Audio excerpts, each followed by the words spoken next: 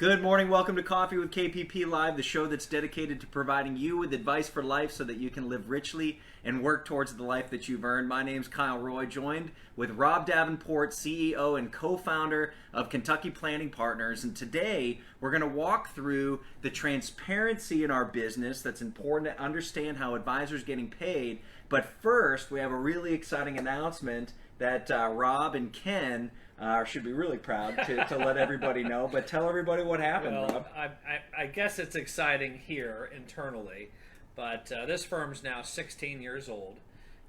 We started this firm on paper when we filed for our LLC status in May of 2005.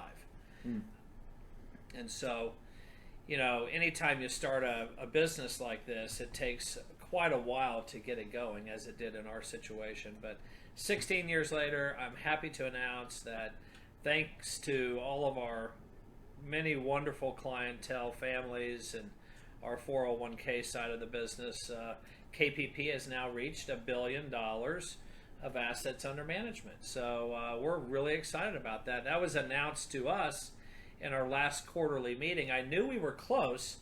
We were in the upper 900s, but then we had an official report that came across our desk a month ago, and it was $1,600,000 or something like that under management. So that is a result of people out there in the local marketplace trusting us, and that's what really excites me, is that you have a culmination of folks that combined.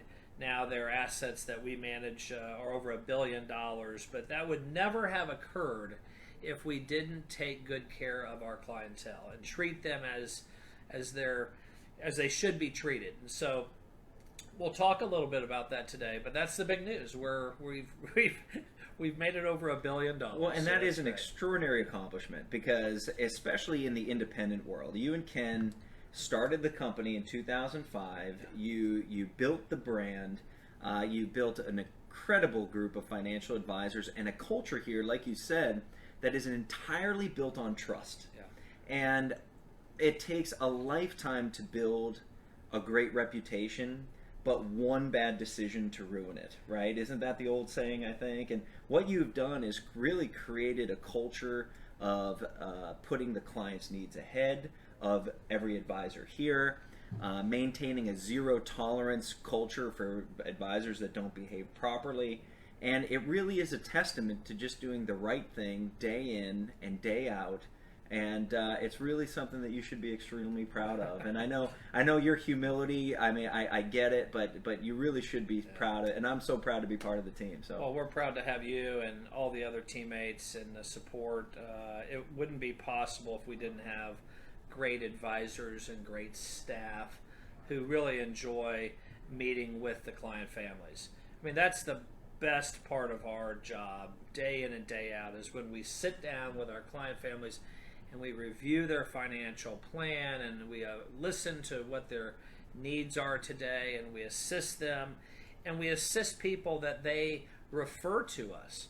And that's really how our business grows. We don't go and do tons of TV commercials or marketing or advertising. We just take care of our families, and then they introduce people that they care about to us. And we have no minimums. And we've never really talked about that. There's a lot of firms that have minimums. That's right. You know, you can't talk to us unless you have $1 million or $500,000. And what that sends the wrong message, in my opinion. That says you're not important enough for us. Yeah. And in our world, we want to do business with people who want to help themselves build wealth and security for themselves and their family. And if that means meeting with the college graduate to open up their very first investment account, we're going to be there to help them. And I think that's important. And maybe that's one of the reasons we've also gotten to $1 billion 4 years prior to when I originally projected we would be at $1 billion. So I think that's something we don't ever talk about, in the fact that we're here and willing to help somebody. If they have $20,000 or $2 million, we're able and willing to help all parties. Well, and it's incredible too because some of the clients just having come on in a year and working with you and Ken and your relationships that you've had, it's really neat to see how many clients you've had for 16 years that you've built a financial plan for, and you can go back to their first plan in 2005 and see what kind of projections they were and just how they've blown it out of the water. And it really is just it's awesome. And one of the pillars of the firm, I would say, is transparency, clarity, making sure that clients understand, quite frankly, how we get paid. I think it's an extremely important topic in financial services because so many people don't have a financial advisor because let's face it, many financial advisors aren't very clear on how they get paid. So clients think that they might be getting taken or taken advantage of because advisors generally do well financially, but they don't talk to their clients about how they get paid. So we're going to talk about that. We're going to talk about really the main ways. There are three main ways that securities licensed advisors get paid, and that's fee for service, fee for advice and planning, or fee for assets under management and brokerage. So there's really nobody better than you to walk through that because you've run branches in financial services. So why don't we walk through the three types of ways advisors get paid? Well, the first type is there are advisors in the marketplace that will charge you an hourly rate to sit down with you and listen to what you're experiencing and to help you get organized. They may use some financial planning software, I imagine they would, but they're going to charge you an hourly rate. That may be $150 an hour, that may be $300 plus an hour, depending upon the advisor, depending upon their credentials, their experience, the city in which they live. But there's an hourly advisory business model. Similarly, there's you pay for a financial plan. So regardless if it takes 6 hours or 12 hours to complete, it may be a $3,000 establishment of a comprehensive plan, or it may be $1,500. Once again, the prices for the hourly rate or the financial plan differ, but that's how that would work. You're just paying for advice, and it's kind of like direction. It's like coaching, right? It's almost like a financial coach. You might want to leverage that coach once, period. Just get a plan built once for that $2,000 to $3,000 value, whatever it may be. That's right. You might want to hire them annually. So I've seen pricing models where an advisor might charge $1,500 to build a plan, meet with them once a year, but not really have much access to that person throughout the year. But then that fee could go up to $10,000 to have full access to that individual anytime. So really, level of service really comes with that type of fee structure based on the level of dollars that those clients pay for. That's right, and it can get expensive. I mean, in some larger cities, working with the more affluent part of that society there, it could be $10,000-$20,000 a year that you spend on financial planning. But for most people, the average family, their option is, number one, you can go find someone and pay them an hourly rate or a fixed amount for a financial plan. That business model is less common in our world of securities licensed advisors, but it does exist. It is very viable. I think you're going to get objective advice when you engage in that type of service, but what happens is you might get the direction, you might get the organization, you might get the advice, but then you have to go implement all that. That's right. And what happens is sometimes you don't implement the investment strategy portion that really will drive the financial plan. So in our world, we do all that financial planning for our clients and prospective clients. We just don't send them a bill. Okay? So what we do is we typically, after all the financial planning has concluded, they will hire us to manage some of their accounts, the ones that are eligible for us to manage. their 401k in their existing employer plan is not eligible for us to manage. It's not eligible for us to charge a fee on. But their IRA might be, and their joint non-qualified account might be, and their Roth IRA might be, and things of this nature. So in our world, it's more of a fee-based advisory service. So we might average about 1% a year, and for that fee that we receive in managing those accounts, we're able to not only manage those accounts wonderfully, but we're able to do all the financial planning, which we didn't bill for. That's right. Okay. So the first model is effectively, if I were going to analogize it, it's kind of like you go to school. You pay for a class, you go to school to learn how to manage money, and then you go do it yourself. I would think so, yes. Right. And with our model, so we want to, I think, clarify assets under management, what that means, but we are not only, we're never going to bill our clients, it's built into the assets we manage, but we're not only going to educate our clients, go to school, but we're also going to navigate the ship, so to speak. We're going to steer the ship and navigate the plan and manage the money and rebalance and do all those things to help increase the likelihood of success. So, but we'll be able to incorporate 401k. So walk through the difference between outside assets that we can't manage and assets we do. I know, so maybe we'll clarify that a little bit, because a lot of clients have asked, well, you're going to charge a fee for my money in the 401k, right? We get that quite a bit. Yeah. The answer is no, we would not charge a fee based upon the dollars that you have inside your 401k. But most people have large sums of money saved inside their 401k plans, and so it becomes a large aspect of the financial wealth on the balance sheet, right? That's right. Especially with our older clientele who've had a number of decades to accumulate those retirement savings. So we have to study it. We have to know what the asset allocation is. We have to manage or report back to the client how much potential risk there is inside that 401k allocation. So it's all part of the plan. So it's part of the conversation. It's part of the analysis.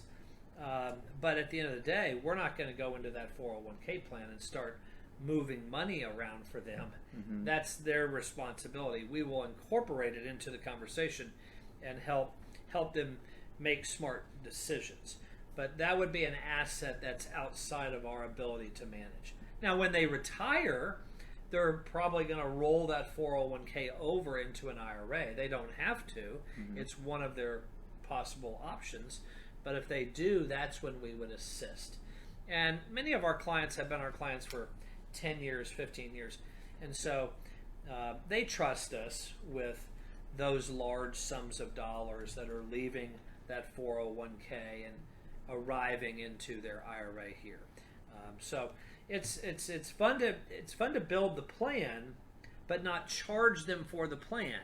It's fun to earn the business, to earn the trust, and then to transparently get compensated to do all of this for them, the planning and the wealth management. And that's the crazy. So KPP has been in business for 16 years, Right. And so when we look at the growth of just the firm's growth, so for example, I'm 38 years old, and many of my friends, my clients, the majority of their wealth is in their 401k. So most people in their mid 40s to early 50s, the majority of their wealth is their 401k. So let's just say we have an individual that decides to work with us. We'll build the plan, and let's say they have $300,000 saved in a 401k, but $20,000 in other savings, maybe an old rollover or a Roth that they started on their own. So effectively, what we will do for our clients is we will manage under the KPP umbrella using our investment strategies and the models we build.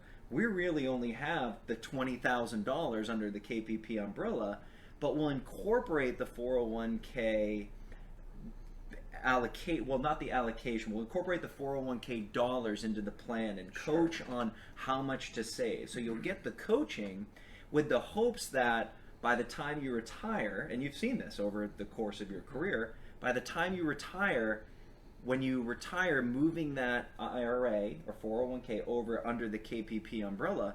So it's really one of those things where we have a model where our relationship, the assets under management on which we're getting paid, could be relatively small for a long period of time, for decades. And we build that reputation. So when we talk about the success of your firm and hitting this milestone, it really doesn't come overnight. It comes from building long-term relationships, building financial plans, and realizing a future with your clientele and your family relationships. And I don't think people realize that. I don't think they realize how long it takes. I think it describes that we stick with our clients. Yeah. We stick with them. Thick or thin. And they stick with us. Yeah. And we might start off a relationship when they're in their early 30s and they've just had their first child or whatever that example may be. But we stick with them. So when they get to be 54 years old, we might be managing more dollars for that family. We might be compensated more, but that's okay because we stuck with them. We were there for all the right reasons, and that was to assist them in making good decisions along the way. And sometimes husbands and wives need a third party to sit down with to talk over some of their options, some of their large financial decisions. It may not always be about investing. It may be about buying a home or buying a second home or paying off debt, paying off the mortgage, or many other, buying a car with cash or someone else's low interest rate money.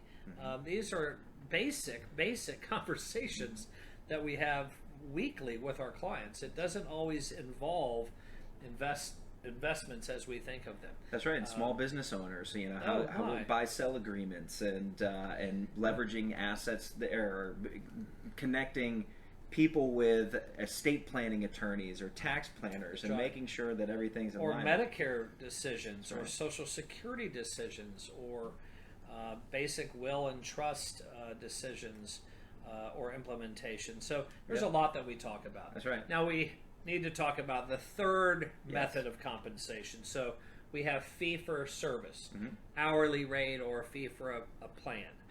We have assets under management model, which is our model. That's right. So we are not fee. We do not do hourly fee. We can. Yeah. I can. We can. We prefer not to, because I love the attorney that we use here, for lease agreements and other legal documents that need to be drafted. But I never like receiving the bill. So when I see the envelope in my mailbox, I'm like, oh God, there's a bill from our attorney. Don't get me wrong, we enjoy our legal representation, but I don't like the bill. That's right. So I don't want to be sending to one of our clients a bill that they, hesitate wanting to open. And so we don't want our clients to hesitate to call us if they have a question, they need something, right? So we always want to make sure that everybody feels welcome anytime to reach out to us. That's right. Without any negative repercussion. That's right. And if I were to close out our model, it's kind of like if you've had a 401k or a 403b, there are fees that you're paying for your 401k or your 403b that you'll see on your statement, and you'll be able to see your dollar amount that grows, hopefully, is net of the fees you pay. Our model is very similar. When our clients receive a statement, they will see their fee that we charge, that you're paying us, on that statement, and your returns are net of those fees. So the last model, or the third model we're going to talk about, is the brokerage model. So let's talk about that. So the brokerage model is the model I grew up in. I think it may be the model you grew up in, and that is you receive a commission when you sell a product. That product could be a mutual fund. That product could be a stock, a life insurance policy, some form of annuity. Usually in the insurance-based model, those people that are employed by the large insurance companies, many times they have a little bit more of a commission-based model. Mm-hmm. Now, many of them have fee-based platforms, so don't get me wrong.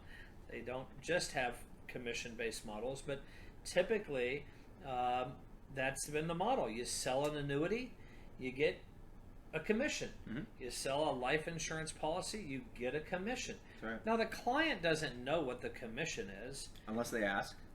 And then even the advisor says things like, oh, don't worry about it. You don't pay it. The company pays me a commission for the business you're doing with us or them. And maybe everyone just shrugs it off and that's the end of it. Mm-hmm. Well, the reality is there are prices built into these products to more than make up over time for the commission that the company just paid the selling agent. Mm-hmm. Okay, so I'm not saying it's evil. It is what it is. I do think there are many advisors in our line of work who make a tremendous amount of money on commissions, Mm-hmm. selling annuity products and other types of products. And those products aren't bad. You just need to know the motivation of the person sitting next to you Mm-hmm. or across the table from you. If they truly have your best interest at heart, they will have no problem explaining how they're compensated. That's right. If they dance when asked, then maybe they're uncomfortable answering that question, which should shed some light on the relationship that you're entering. Mm-hmm. Not all people are bad in our industry, but some are motivated in other ways. Well, and we have a challenge with that. That's right, and I think there are some transactions that demand a commission that's more appropriate that the advisor receive a commission as opposed to a fee. And the best analogy I can make there is with a realtor, right? You know that if you buy a home utilizing a realtor, there's going to be a 6% commission generally. And that means your realtor will get 3 and the other realtor will get 3. So if you sell a house for $100,000, you know that your realtor is going to get paid $3,000. That is a transaction where it makes sense to pay a commission because you shouldn't have to pay that realtor $1,000 a year for 10 or 20 years or 1% the sale of the house, right? It wouldn't make sense to continue to pay the realtor. And there are investments in the financial services world like annuities, like structured notes, like A-share mutual funds, for instance. There are some investments where a commission is the appropriate transaction. But to your point, if your advisor is skirting or isn't transparent or isn't comfortable telling you what that commission is, then that should probably throw up a red flag, because we do have some commissional transactions that we have for our clientele where it's appropriate, and where we see the abuse is where there are financial advisors that do nothing but sell one type of product to everybody regardless of the background or the need, and that's really where it becomes egregious. That's right. So commissions are not evil. I just think they're less transparent. And those people that sell commissionable products are not evil. I just hope that they are always acting in their client's best interest. A lot of people like to use the term fiduciary, or we're acting in a fiduciary capacity. I'm not convinced that all those people really do what they say. Mm-hmm. So maybe I'm a skeptic. I've been around 31 years doing this, so I've seen quite a bit, but just interview your advisors carefully. Mm-hmm. You're going to hang out with these people, I hope, for the next 20 plus years. Mm-hmm. So I would hope that you have an incredibly high trust relationship with your advisory team. Maybe some red flags to look out for too is what are some a litmus tests that you might be able to use to determine whether or not you might have been involved in a relationship where the advisor was primarily motivated by commissions. Is, well, when you are at maybe a client event or an appreciation event for your advisor, ask around the room if everybody in the room owns the same type of annuity, or if everybody in the room owns the same annuity from the same company, or if everybody in the room, regardless of age or financial background, owns a whole life insurance policy. Yeah. You're probably in a situation where the advisor is motivated by commission and isn't doing a comprehensive financial plan. Is that fair? I don't want to be pejorative. I think that's fair. Once again, we love the people in our industry who are designed to serve others. It's okay to make a living serving others, as long as you go to work every day with a humble mentality, whereby you are there to meet with people who require your help, whether they are 26 years old or 76 years old. Our job should be to sit down with them, be quiet, and listen, and then to help them from that point forward with a plan and then some wealth management that is appropriate to help them reach their goals inside that plan. Commissions aren't evil.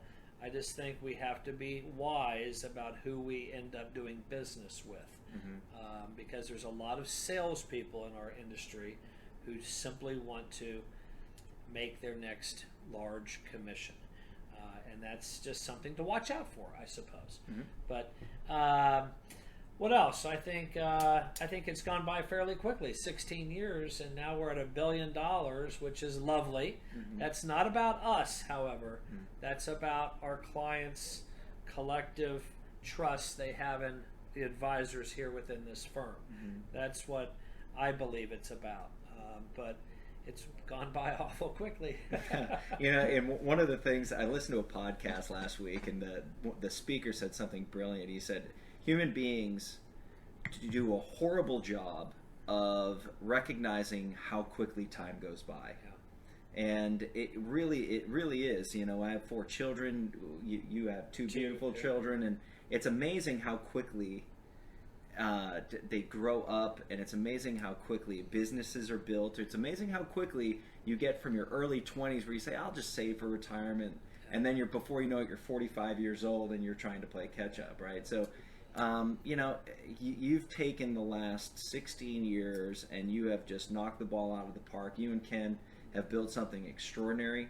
The amount of families you serve is really just, you're going to have an impact on generations, and I just couldn't be more proud to be part of the team. So thank you and congratulations. And they say the first billion's the hardest, right? But we just need to continue to service the families that we do, and just look for others. And I want to mention, we didn't do this alone. I mean, I have to really commend my partner, Ken O'Neill.